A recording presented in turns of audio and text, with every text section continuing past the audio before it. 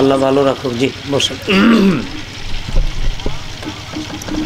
ইন্নাল হামদালিল্লাহি নাহমাদুহু ওয়া নাস্তাঈনুহু ওয়া নাস্তাগফিরুহু ওয়া নাতাওয়াক্কালু আলাইহি ওয়া নাউযু বিল্লাহি মিন শুরুরি আনফুসিনা ওয়া মিন সাইয়্যাতি আমালিনা মান ইয়াহদিহিল্লাহু ফালা মুদিল্লা লাহু ওয়া মান ইউদ্লিলহু ফালা হাদিয়া লাহু। এগুলো মাইক কি করলা? ونشهد أن لا إله إلا الله وحده لا شريك له ونشهد أن محمدا عبده ورسوله الذي أرسله بالحق بشيرا ونذيرا وداعيا إلى الله بإذنه وسراجا منيرا فقد الله تعالى في كلامه المجيد والفرقان الحميد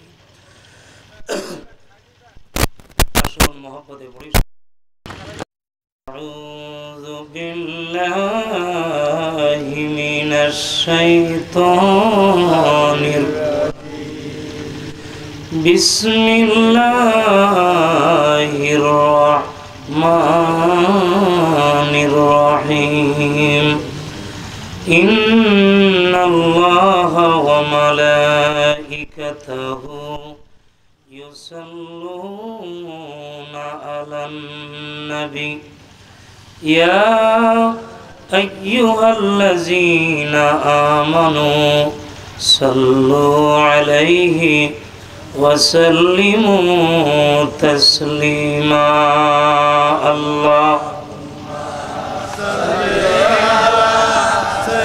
এটা মেশিন আলাদা না বলছিলাম যে এই দুটো হরন আলাদা মেশিন রাখতা সব এক কল লাগানো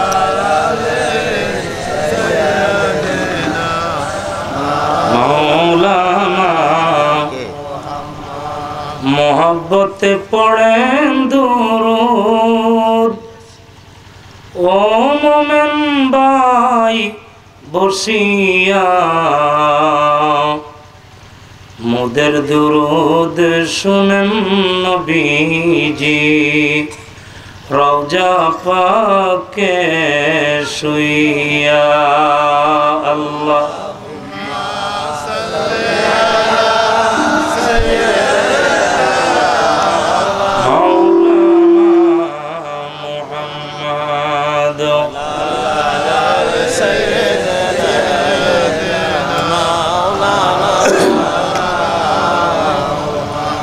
কাফনের কাফর পড়তে হবে এই কাফন তোমার আপনা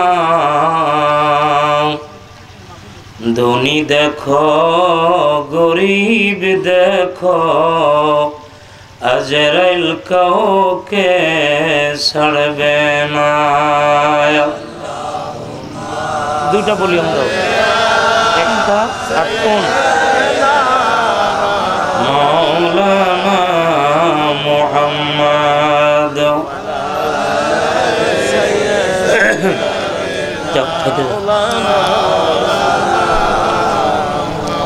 বালাগাল উলা বিকামালিহি কাশাফাদ দুজা বিজামা حسنت جميع خصاله صلوا عليه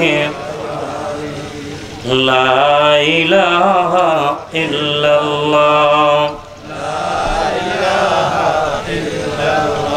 حق لا إله إلا الله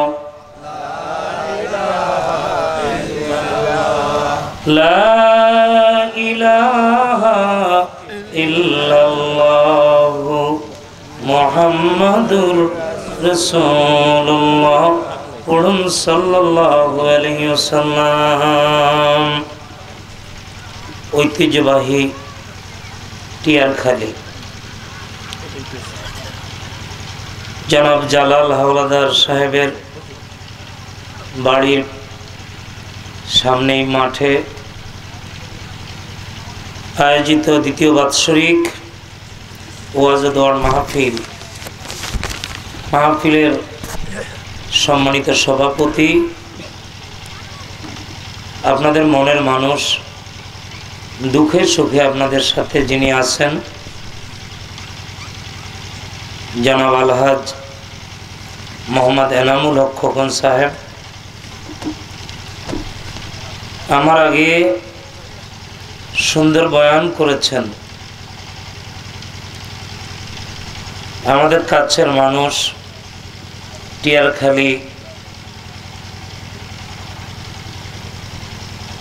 মসজিদের সম্মানিত খতিব ইমাম হযরত মাওলানা গোলাম ফারুক আজাদি সাহেব, ওনার পরে আমাদের যাত্রাবাড়ি দারুল হাবিব জামিয়া ইসলামিয়ার সম্মানিত প্রিন্সিপাল, এশিয়ার বিখ্যাত প্রতিষ্ঠান সারসিনারিয়া মাদ্রাসার এক সময়ের কৃতি ছাত্র, তাফসিরে গোল্ডেন জনাব হযরত মাওলানা রাকিবুল ইসলাম সালেহী সাহেব, ওনার পরে সুন্দর বয়ান করে গেলেন অল্প সময়ে মিডিয়া ব্যক্তিত্ব, অনলাইন টেলিভিশন চ্যানেল ৭১-এর সম্মানিত সম্পাদক হযরত মাওলানা সোহাইব হোসেন আল কাদরি, এলাকার বিভিন্ন মসজিদ মাদ্রাসা স্কুল কলেজ থেকে আগত আজকের সম্মানিত উপস্থিতি, তরিকতপন্থী দিনদার ইমানদার আশেকান জাকেরান, ধর্মপ্রাণ মুসলমান ভাইরা, দূরে পর্দার আড়ালে মা বোনেরা, মহান আল্লাহ তাআলার দরবারে অসংখ্য গণিত শুকর গুজার হচ্ছি। 2 দিন আগে ওই মাঠে কাদাযুক্ত ছিল, পানি ছিল, আল্লাহ তাআলা বৃষ্টি দিলেন। তো বৃষ্টি হওয়ার পরে যারা এই মাহফিলটা করে অনেকটা মনটা ভেঙে গেছে যে মাহফিলটা হবে কিনা। তা আল্লাহ তাআলার মেহেরবানি, আল্লাহ তাআলা দয়া করে এই মাঠে আমাদেরকে বসার সুযোগ করে দিলেন। ওলামায়ে কেরামের জবান থেকে মূল্যবান বয়ান আমরা শুনলাম। যিনি এই তৌফিক দিলেন সে মনিবের দরবারে আরেকবার শুকরিয়া জানাই মহব্বতে, সকলে পড়ি আলহামদুলিল্লাহ। আমার ভালো লাগতেছিল, হুজুরা বয়ান করতেছিলেন, কোরআন হাদিসের কথা একজন বললেই হয়, তবে প্রফেশনাল লোকের বড় অভাব। কারণ যার যেই কাজ তাকে সেই দায়িত্ব দেওয়াটা দরকার। বলবেন হুজুর বিষয়টা তো খোলাখুলি বলেন। যেমন আমরা যে বাজার থেকে গোশত কিনি, যারা গরু বানায় তাদেরকে কি বলে? কসাই না? তো তারা গরু জবাই করে চামড়াটারে যত সহজে খালাইতে পারে, গোশতগুলি বানাইতে পারে। কোরবানিতে আমরা যে কোরবানিটা করি আমাদের বাড়িতে, আমরা কি তাদের মতো গোশত বানাইতে পারি? একটা জায়গার মধ্যে 5টা 7টা 10টা কূপ দিল, তারপরও সেই জায়গাটা আলাদা হয় না। তো প্রফেশনাল লোক, এক্সপার্ট লোক থাকলে কাজগুলি সহজ, কারণ এই বিষয়টা তার জানা থাকে। একজন মানুষ ভালো ড্রাইভ করতে পারে, সে লাইসেন্স প্রাপ্ত, আরেকজন রাস্তা চিনে, তো রাস্তা চিনলেই কি ড্রাইভার হয়ে যায়? সেই রাস্তায় বহুবার আসছে গেছে, এখন যদি কই মিয়া কি চালাও, এই রাস্তা আমি চিনি, তারে স্টিয়ারিং দিলে রাস্তায় গাড়ি থাকবে? কারণ সে প্রফেশনাল লোক না, তার হাতে যাত্রীরা নিরাপদ না, যাত্রী মারা যাবে। তা আমার ভাইরা, আমার বাবারা, আজকে সারা দুনিয়ায় অশান্তি,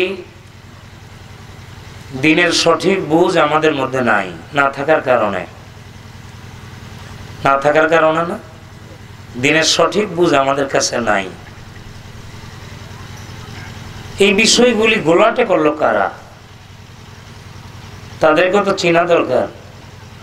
আপনাদের এলাকায় কি রাস্তাঘাটে ওষুধ বিক্রি করে না? রাস্তাঘাটে অনেকের মাজনও পাওয়া যায়, অমুক মোল্লার মাজন, এরকম পাওয়া যায় না? আচ্ছা, তারপরে হালুয়া পাওয়া যায়, মাইক লাগায়া বলতেছে নামি দামি ডাক্তার ওষুধ খায়া আপনারা প্রতারিত হয়েছেন, লক্ষ লক্ষ টাকা নষ্ট করছেন। সেই ভাইকে আহ্বান করি আমার কাছে আসেন, এখন ওষুধ খান, আধা ঘন্টার মধ্যে বালা, এরকম বলে না?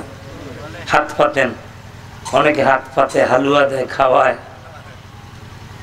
এখন তার এই লেকচার শুই না এই পৃথিবীর লক্ষ লক্ষ ডাক্তার যারা, প্রফেসর যারা, MBBS ডাক্তার, এদেরকে কি খারাপ বলা যাবে? এত দামি ডাক্তারই যদি হবে তাহলে সে ফুটপাতে কেন? এমনও ডাক্তার আছে 6 মাস 1 বছর আগে সিরিয়াল নেওয়া লাগে, এরকম ডাক্তার আছে না? 6 মাস আগে তার সিরিয়াল দিতে হয়।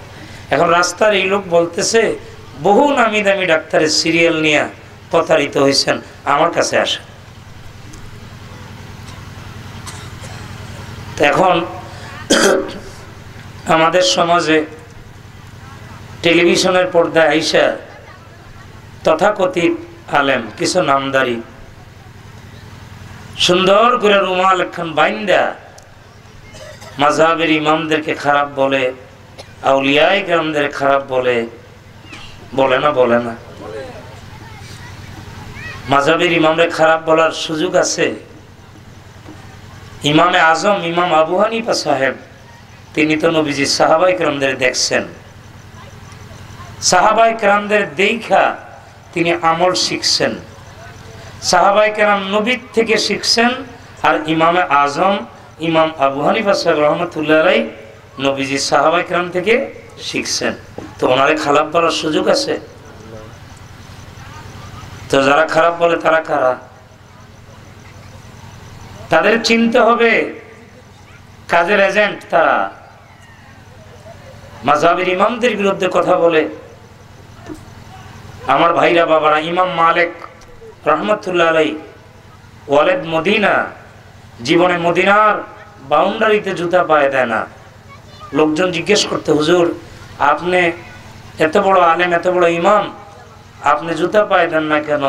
তিনি বলছেন মনিবের বাড়িতে গোলামের মাতবরি নাই, আমার নবী শুয়ে আছে এখানে, আমার নবী সাহাবীরা শুয়ে আছে, আমি কোন জায়গার মধ্যে জুতা পায়ে দিব? সুবহানাল্লাহ। পেশাব পায়খানার হাজত হলে 5-6 কিলোমিটার দূরে কৃষির মধ্যে গিয়া, তখন তো এরকম ব্যবস্থা, স্যানিটেশন ব্যবস্থা ছিল না, এই হাজতগুলি তিনি সাইরে আসতেন। আমার ভাইরা, নবীজির 90 বছর পরে মদিনা শরীফে জন্মগ্রহণ করেন। তা আমি কথাগুলি কারণে বলতেছি যে আজকে কারা মাযহাবের বিরুদ্ধে কথা বলে, কার এজেন্ডা বাস্তবায়নের জন্য তারা ব্যস্ত, কি বলতে চায় তারা? দেখেন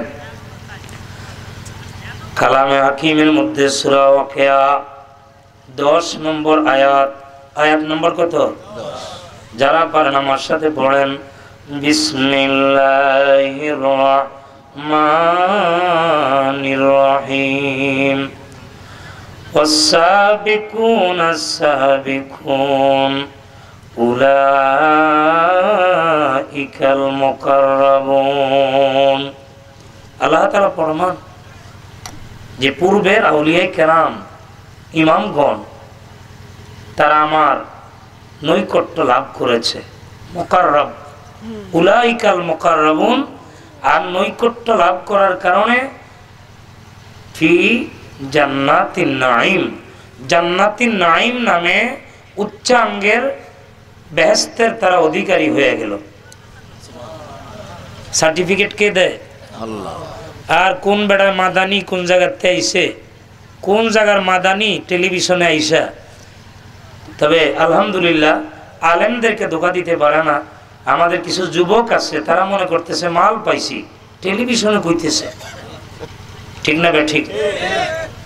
রাস্তার হালুয়া খাইয়া বেড়া পৃথিবীর লক্ষ লক্ষ ডাক্তারের খারাপ বলার সুযোগ আছে নাকি? হ্যাঁ, এই পৃথিবীর লক্ষ লক্ষ ওলি, এই পৃথিবীর লক্ষ লক্ষ আলেম ওলামা, মাযহাবের ইমামগণ, হেদিনের বৈরাগী একজনের বক্তৃতা টেলিভিশনে শুনা তুমি তাদেরকে খারাপ বলতেছো। আল্লাহ বলতেছে ওয়াসাবিকুন আস-সাবিকুন উলাইকাল মুকাররাবুন। মারহাবা কন্যা, মারহাবা। কোরআন থেকে বলে দিলাম। আল্লাহ সার্টিফিকেট দেয় তারা ভালো, আর আপনি বলতেছেন যে না তারা ভুল করছে, আমি ভুল করতাম না। তুমি ভুলের মধ্যে আসো, তারা ভুলের মধ্যে নাই। আল্লাহ বলতেছে তারা জান্নাতের অধিবাসী। আল্লাহ বলতেছে তারা কি? জান্নাতের অধিবাসী। সুবহানাল্লাহ পড়েন না? তাহলে মুরব্বীদেরকে মানা দরকার আছে কিনা? কালের সাক্ষী।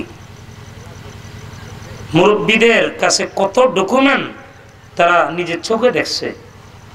সুখ পায়া বুঝা গেছ এই রাস্তা তো এরকম ছিল না, আজকে গাড়ি দৌড়ে আসতেছি এখানে। এই পাথরঘাটা মঠবাড়িয়া চরখালি রাস্তা এরকম ছিল না।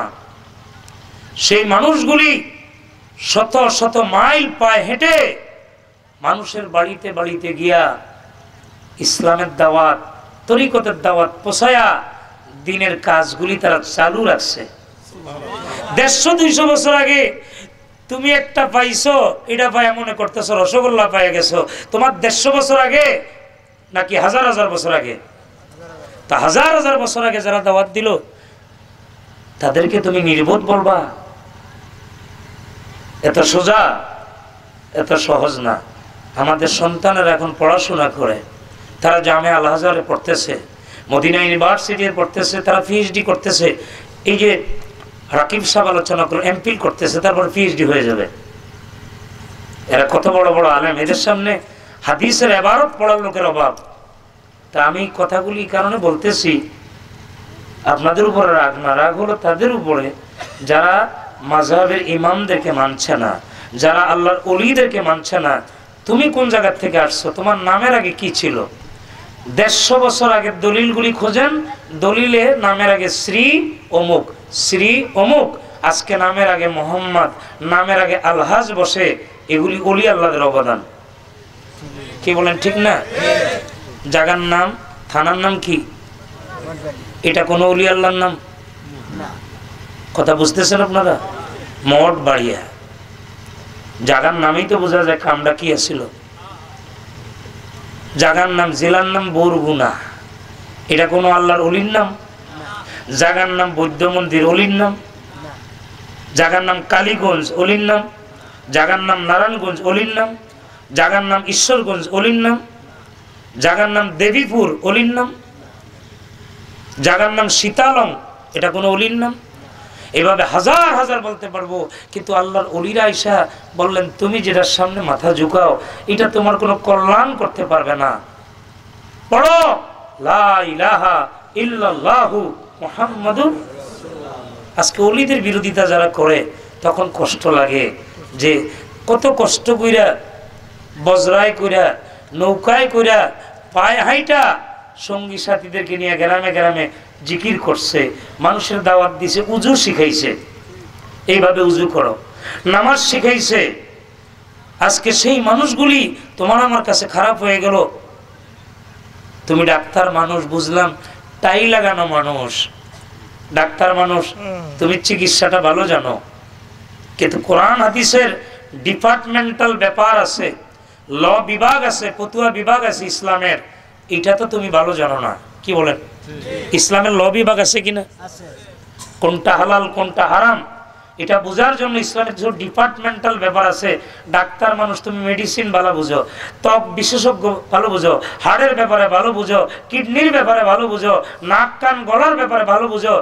দাঁতে ছিদ্রি হইছে, ফ্লিং কেমনে করলে খাওয়ান ভালো লাগবো এইটা ভালো বুঝো, কিন্তু কোরআন হাদিসের গভীর জ্ঞান তো তোমাকে দেওয়া হয় নাই, কারণ তুমি তো কোরআন হাদিসের গভীর জ্ঞানের মানুষ না। কেন বলে হুজুর আমরাও না, আমিও না। কোরআন শরীফে 2 রকম আয়াত আছে। কয় রকম? এই যে হুজুর আছে এখানে, ওনাদের সাথে আজকের পরিচয় তো 30-35 বছর আগের থেকে আমাদের আলোচনাগুলি সারা দুনিয়ায় চলতেছে, অনেকে না দেখেও চিনে। কয় রকম আয়াত কোরআন শরীফে? 2 রকম। এক রকম স্পষ্ট, আর এক রকম অস্পষ্ট। এক রকম হলো মুহকামাত, আর এক রকম হলো মুতাশাবিহাত। কয় রকম আয়াত? একটা বুঝবেন আপনি, আর একটা বুঝবেন না।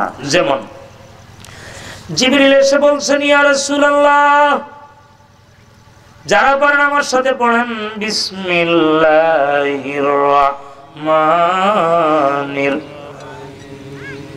কাফ হা ইয়া আইন সাদ। সুবহানাল্লাহ। জিবরিল এসে বলছে কাফ, নবীজিকে আমি বুঝছি, হা বুঝছি, ইয়া বুঝছি, আইন বুঝছি, সাদ বুঝছি। জিবরিল কো হুজুর আমি বহন করি, আমি বুঝি না, আপনি কেমনে বুঝেন?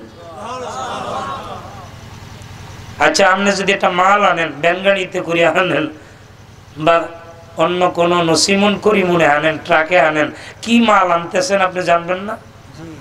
কারণ পুলিশও তো ধরতে পারে, কম লাগবো কি আছে। যে বহন করে সে তো জানে কি বহন করতেছে। তো জিবরিল কো হুজুর আমি বহন করি ওহির মুকাম থেকে, আমি বুঝি না, আপনি কেমনে বুঝেন?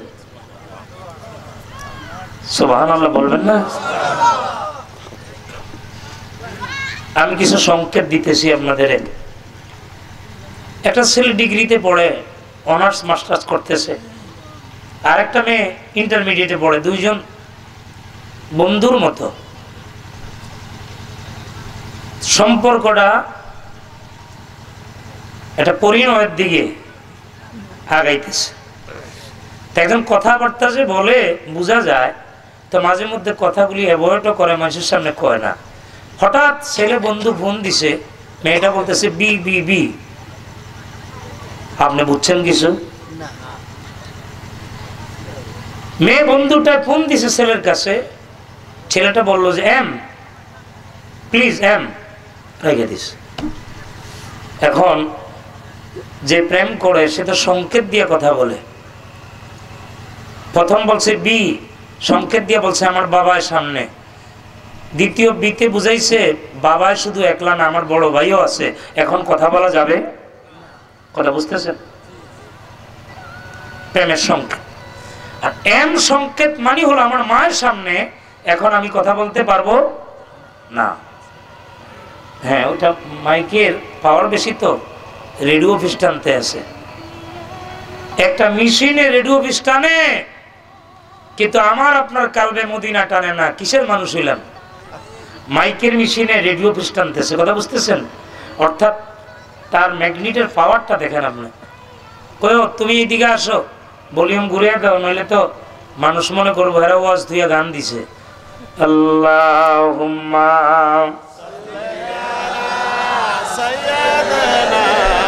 ওই টোনটা কমে দেন তাহলে। ওয়ালা আলে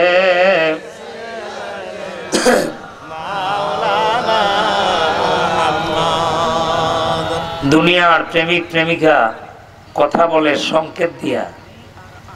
তো প্রেম করছে আল্লাহ রাসূল, প্রেম করছে আল্লাহ এবং তার রাসূল প্রেম করছে। এই প্রেমের সংকেতটা এই পৃথিবীর কে বুঝবে? জিবরিল কো হুজুর আমি বুঝি না। জিবরিল বলতেছে আমি বুঝি না। আপনি কেমনে বুঝেন? বুঝে কিভাবে, এটা কি জানতে চান? আলহামদুলিল্লাহ। আল্লাহ তাআলা নবীজিকে এত ইলম দিলেন, জ্ঞান দিলেন, সামনে বসায়া পাকানা কাবা কাউসাইনে আও আদনার মধ্যে বসায়া, সামনাসামনি বসায়া আল্লাহ তাআলা জ্ঞান দিতেছে, যারা পারেন আমার সাথে পড়েন, বিসমিল্লাহির রহমানির ফাআওহা ইলা আবদিহি মা আওহা। আল্লাহ কয় আমার বন্ধুকে, আমার প্রিয় বান্দাকে, ইলা আবদিহি ফাআওহা, ওহির জ্ঞান, যতখানি জ্ঞান দেওয়া দরকার আল্লাহ আমি আমার বন্ধুকে ততখানি জ্ঞান দিয়েছি। জিবরিল জানে এখানে মাইকের অপারেটর কোথায়? এই লোকটা কি কোথায় গেল? আল্লাহুম্মা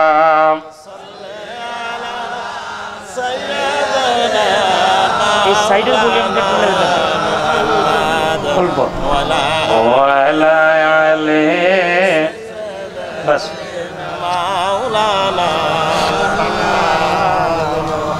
পয়গম্বর শত শত ববেতে আসিল কত, আপনার কাছে সবাই নত, মুহাম্মদ ইয়া রাসূলুল্লাহ। আল্লাহ সাইয়্যিদানা মাওলানা মুহাম্মদ ওয়া আলা আলিহি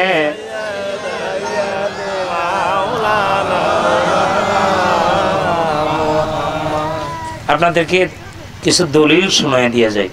কেউ বেশি কমে গেছে তো, আবার বেশি কমে গেছে, ওটা যাতে না টানে টোনটা ঠিক করে দাও। ওই যে রেডিও অফিস টানতেছে, বুঝাইতে পারছি তোমার? এইবার তোমার তো আমি বললাম যে এই মাইক দুটা তুমি আলাদা মেশিনে ফিট করো, হয়েছে নি? কথা কথা তো শোনে না, এরা তো নিজেদের মন মতো করে। আমি কিছু কথা বললে কি কষ্ট হবে আপনাদের? আল্লাহ আপনি আমাদের জ্ঞান দান করেন, আল্লাহ আপনি আমাদেরকে বুঝ দান করেন। কঠিন অবস্থা চলতেছে বাবা, কঠিন অবস্থা। টেলিভিশনে কথা বললো, না জানি কি হয়ে গেল। আরে আমি একটা রুমের মধ্যে বৈশা রেকর্ড করিয়া টেলিভিশনে আধা ঘন্টা 1 ঘন্টা সময় কিনা তারপরে এটা বাস প্রচার করে দেয়।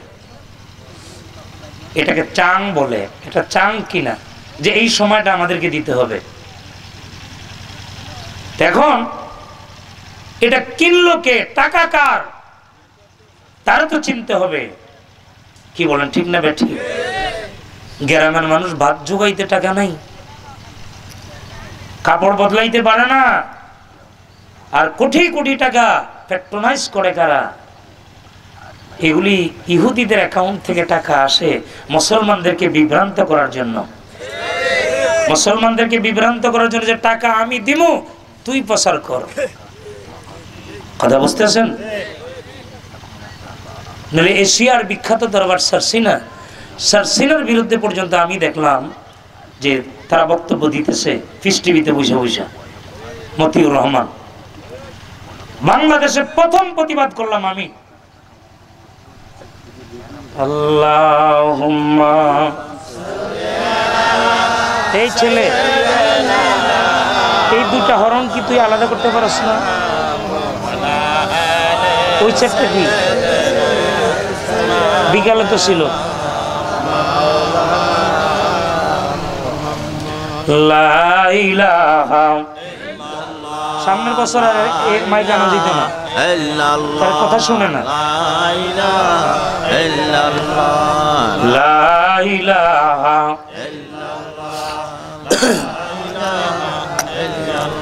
লা ইলাহা ইল্লাল্লাহু মুহাম্মাদুর রাসূলুল্লাহ। পড়ুন সাল্লাল্লাহু আলাইহি ওয়াসাল্লাম। কি আলোচনা করতেছিলাম আমার ভাইয়েরা? এখন আসেন, বলতেছিলাম, হ্যাঁ বলতেছিলাম কোরআন শরীফের 2 রকম আয়াত আছে। এক রকম হলো স্পষ্ট, আর এক রকম হলো অস্পষ্ট। মনে আছে আপনাদের? একটা বোঝা যায় আর একটা বোঝা যায় না। দেখেন জিবরিল বুঝে না। হুজুর আমার ভাইজান গোলাম ফারুক আজাদি সাহেব, জিবরিল আমিন যেটা বুঝে না, এটা বুঝার কি বৃহত্তর বরিশালে কোনো আলেম আছে? সারা পৃথিবীতে আছে? জিবরিলকে আমি বুঝি না, যাকে রুহুল আমিন বলে। আহা সুবহানাল্লাহ। মা মরিয়মের মুখে ফু দিছে, ঈসা আলাইহিস সালাম দুনিয়াতে এসে গেছে, রুহুল্লাহ বলা হয়, বুঝছেন না? সহজ জিনিস জিবরিল আমিন। উনি বলছে হুজুর আমি বুঝি না, আপনি কেমনে বুঝেন? ইলম হলো দুই রকম। করকম? তরিকতের গভীরে চলে যাইতেছি, খেয়াল করবেন। একটা হলো ইলমে হুজুরি, আরেকটা ইলমে হুসুলি।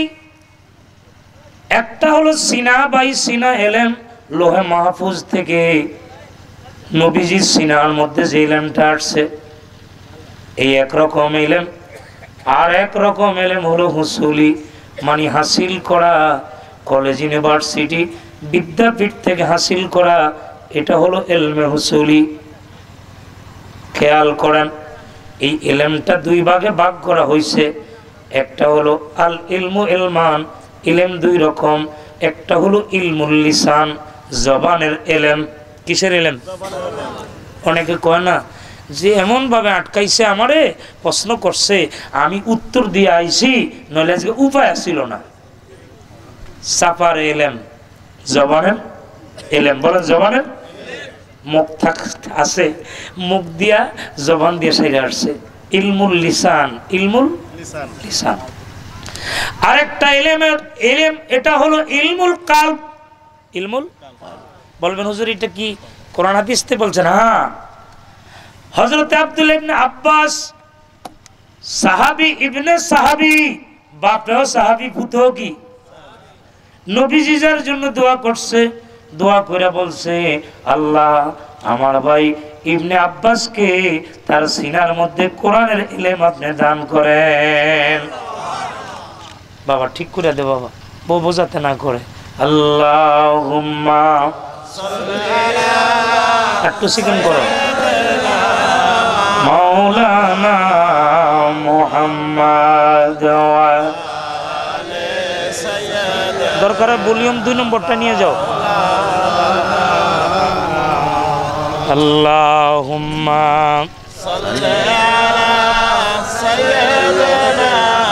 মাওলানা মুহাম্মদ ওয়ালা, আরেকটু বাড়াও,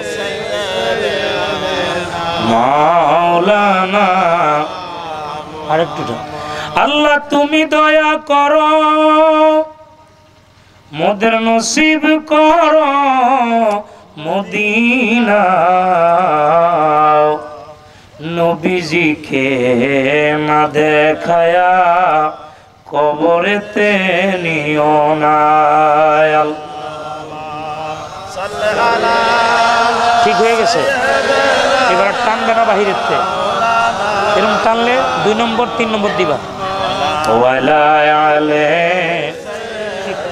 একটু হালকা মোটা করে দাও, এটা না, এটা না।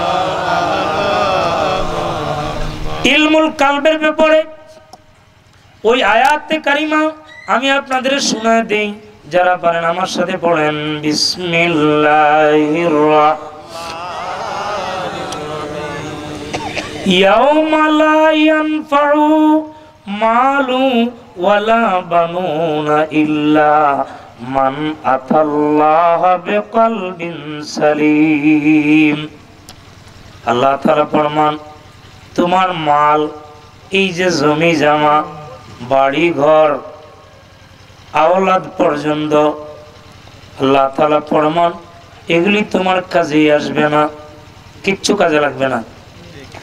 যদিও তোমার কিছু কাজে লাগে, এরে হাসরের দিন যদি কিছু কাজে লাগে, ইল্লা মান আতাল্লাহা বিকলবিন সালিম, যদি তোমার আত্মাটা সহি শুদ্ধ হয়।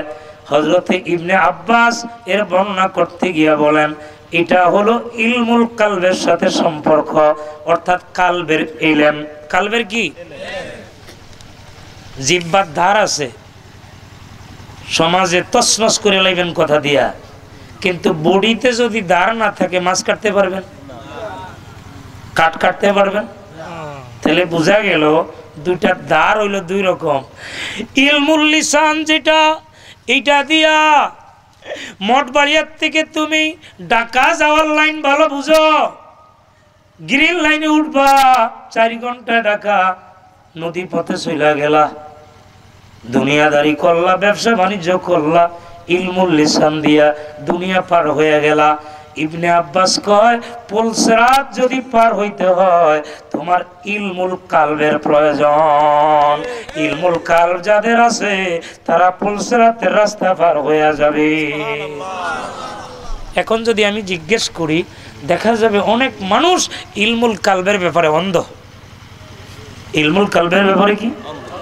যেমন পেপারে কিছু লেখা আছে বাবা, কিছু কিছু মানুষ চোখে বালা দেখে, চশমা লাগে না, এমনি করতে পারে, আসেনি? আবার কিছু মানুষ চশমা না লাগাই দেখে না। আল্লাহ কিছু কইবানি দিব মাওলানা মুহাম্মদ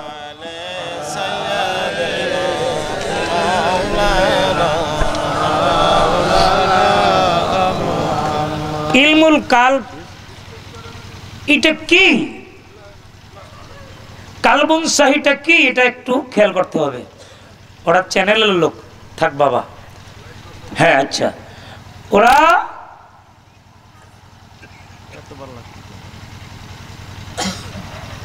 কালবিন সালিমটা কি এটা খেয়াল করেন।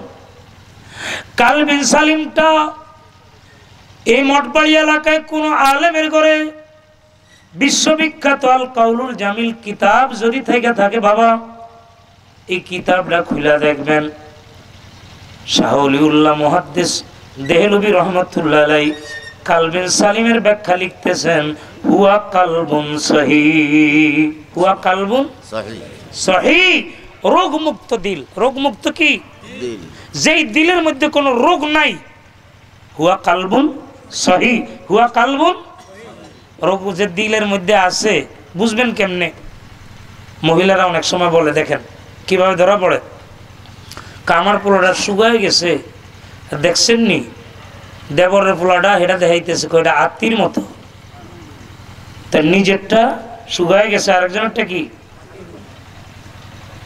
আর সতীনেরটা যদি হয় তা বলবে যে এটা তো ষাঁড়ের মতো। কালবের অবস্থা ভালো না খারাপ? খারাপ।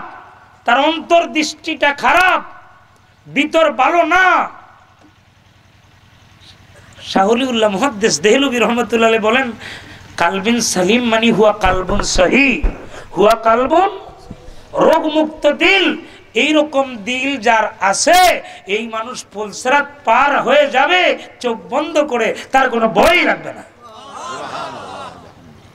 আলেম বলেন, মাস্টার বলেন, মৌলবী বলেন, যাই বলেন, ম্যাক্সিমাম জায়গার মধ্যে বেজাল, ভিতরে হিংসা কাজ করে না? করে না? কি কোন?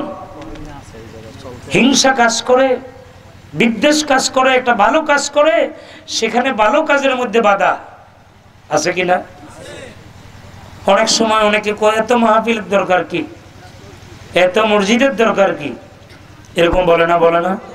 এত মাদ্রাসার দরকার কি? বাদ দেওয়ানের গুণ নাই, কিল দেওয়ানের গোসাই। ভিক্ষা দেওয়ার গুণ নাই, কিন্তু ধাক্কা দেওয়ার গুণ আমাদের মধ্যে আছে। এগুলা পরিহার করতে হবে, কালবের উন্নতি করতে হবে, পরনিন্দা পরচর্চা থেকে দূরে থাকতে হবে, শরীয়ত পূর্ণাঙ্গ শরীয়ত মেনে চলতে হবে। কারণ শরীয়ত যদি না থাকে তরিকতের কোনো দাম নাই। আর শরীয়ত শাজারাতুন, শরীয়তটা একটা বৃক্ষ, একটা গাছ। ও তরিকাতু আফদালুহা, তরিকত ওই গাছের ডাল। ওয়াল মারিফাতু আরজাকুহা, মারিফাত ওই গাছের পাতা। ওয়াল হাকিকাতু সামারুহা, হাকিকত ওই গাছের ফল। গাছ না থাকলে ডালপালা কিছু থাকবে না। শরীয়ত না থাকলে তরিকত পাবেন কেমনে? শরীয়ত পালন করতে করতেই অটোমেটিক আপনার মধ্যে তরিকত প্রবেশ করবে, তরিকত প্রবেশ করবে। কিন্তু অনেকে আছে দাবি করে তরিকাপন্থী, চেহারার দিকে তাকাইলে হিন্দু না মুসলমান এটাও বোঝা যায় না। ঠিক না বা ঠিক? কিসের তরিকাপন্থী তুমি? তোমার চেহারার দিকে তাকাইলে তুমি যে মুসলমান এটাই তো বোঝা যায় না। তরিকতপন্থীর সুরত, তরিকতপন্থীর সুরতটা কি? তরিকতপন্থীর সুরত বলবো? তরিকতপন্থীর সুরত আল্লাহ তাআলা দেখাই দিলেন। কিভাবে দেখাইলেন? আমরা আল্লাহর কাছে বললাম যে আল্লাহ আমাদেরকে সহজ সরল সঠিক পথ দেখান, ওই পথে পরিচালিত করেন। ইহদিনাস সিরাতাল, আল্লাহ পথ দেখাই দিল, এই তরিকা ঢুক, এই লাইনে, এই কাফেলা ঢুক। সিরাতাল লাযিনা আনআমতা আলাইহিম, কারা আছে এখানে বলেন? সিরাতাল লাযিনা আনআমতা আলাইহিমের মধ্যে কারা? এক নম্বরে হলো নবীরা, এরপরে সিদ্দিকিন, এরপরে সুহাদা, এরপরে সালিহিন,